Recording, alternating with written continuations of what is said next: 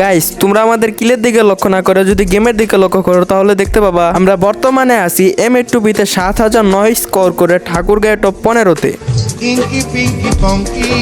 রহস্যের উপর ঘটনা ঘটাতে আমরা সরাসরি করে দিই ম্যাচ স্টার্ট। ইন্ট্রো দিতে দিতে হঠাৎ একটা এনিমি আমার সামনে থেকে আকাশে উড়াল দেয়। তার উড়াউড়ি দিকে আমারও ডানা গজায় গেল, আমিও দিলাম উড়াল।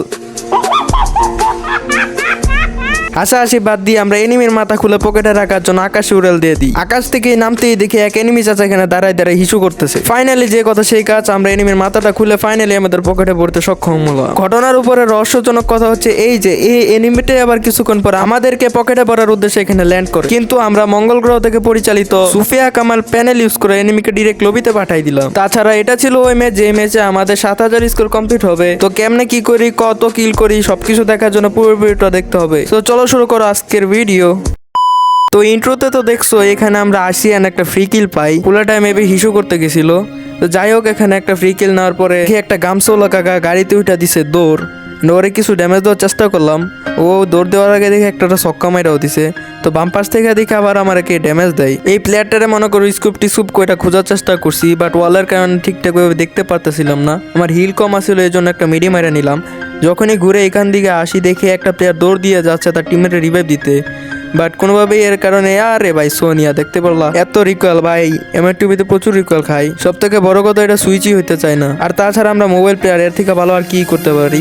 তো এখানে মনস্টারের পিছে একটা চাচা দাঁড়াইছিল, ওরে মোটামুটি ড্যামেজ দিই বাট শেষ শটটা লাগাইতে পারি নাই, ও কিন্তু কাবারে চলে গেছে। মানে এখানে কিন্তু জমজমাট একটা ফাইট হইতেছিল। তো উপর থেকে দেখো ওই চাচাটা আবার নামে, ওরে কিন্তু আমি ডাইরেক্ট মাইরে ওয়াইপ আউট করে দিই। আলিফ নাম ছিল পুলাটার। তো পুলাটারে ওয়াইপ আউট করে লবিতে পাঠানোর পর আমি ওয়ালটা ফাটানোর সময় দেখতে পাই সামনে থেকে আরো এনিমি আমাকে স্প্যাম করতেছে, মানে মারামারি করতেছে।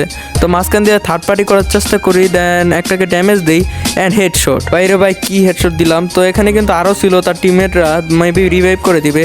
তো এখান দিয়ে ওইটারে কনফার্ম দিতেছিলাম, এমন সময় আবার সাইড থেকে কে মারে, দেখো আরেকটাকে ডাউন করে দিছি। কিলগুলো কি পাবো গাইস? তো লাস্ট অন মেবি আসো, এখানে টিমমেটগুলো রিভাইভ করতেছে, 2 শট আরেক শট বাকি গাইস, দেখা যাক কি হয়। এখানে কিন্তু আমার রিলোড দিয়ে দেয়, দ্যাটস ওয়াই কিন্তু ওরা মারতে পারি নাই। তো ওইখান দিয়ে দেখা যাচ্ছিল হেটই লাগতেছিল না। তো আরেকটা শট দিছি, তাও মরে নাই। গ্লোয়ালের ভিতর দিয়ে মাত্র 800 ড্যামেজ খাইতেছে। তো এইখান থেকে কিন্তু আমি পকেট মার্কেট থেকে কিছু অ্যামো কিনে নিলাম। নিচে দেখে এনিমি ফাইট করতেছে, ভাবলাম একটা গ্রেনেড মারি, বাট কি হাল চাল ভাই, গ্রেনেড ওইখানে লেগে আবার এখানে চলে আসছে। বলতে বলতে আরেকটা এনিমি আসা পড়ে, লার্কি চাচি। তো দেখা যাক ওরে মারতে পারি কিনা। আরে ভাই আরে মাইরে দিছিল ভাই, এটা নুব ভাইবা নিছিলাম। তো তাড়াতাড়ি মেডি মারতে হবে, আর আমার কাছে গ্লোয়ালের ক্যারেক্টারটা ছিল, দ্যাটস আমি কিন্তু একটু এসপি পাই। তো গ্লোয়া মেডি মারতে মারতে দেখো আমার উপর কি অত্যাচারটাই শুরু করে। ভাগ্যিস গ্লোয়াল ক্যারেক্টার ছিল, নয়তো কিন্তু এখানে আমাকে একদম ইলিমিনেট করে ফেলতো। তবুও কিন্তু আমার সুপার মেডি মারার কারণে এসপি কাটে নাই, কিছুটা কাটছে।